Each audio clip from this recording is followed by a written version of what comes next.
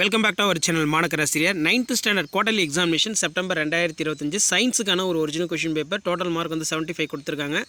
So நீங்கள் எந்த டிஸ்ட்ரிக்டாக இருந்தாலும் சரி கண்டிப்பாக இந்த கொஷின் பேப்பர் கூட கொஷின் ஒரு டைம் எல்லாம் ரிவைஸ் பண்ணிக்கோங்க. கண்டிப்பாக ரெண்டு கொஷின்ஸ் வந்து உங்களுக்கு அப்படியே ரிப்பீட் ஆகும். மறக்காத வீடியோ ஃப்ரெண்ட்ஸுக்கு ஷேர் பண்ணிக்கோங்க.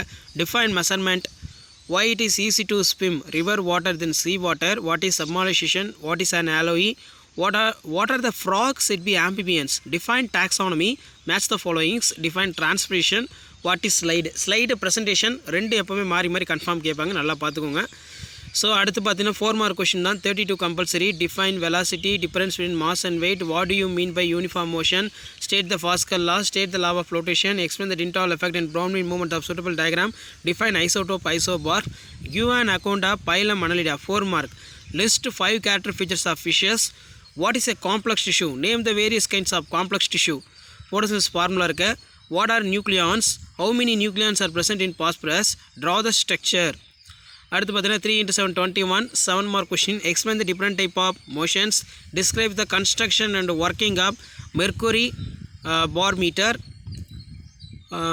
How are the homogeneous solution, different heterogeneous solution? Explain example. 3 mark.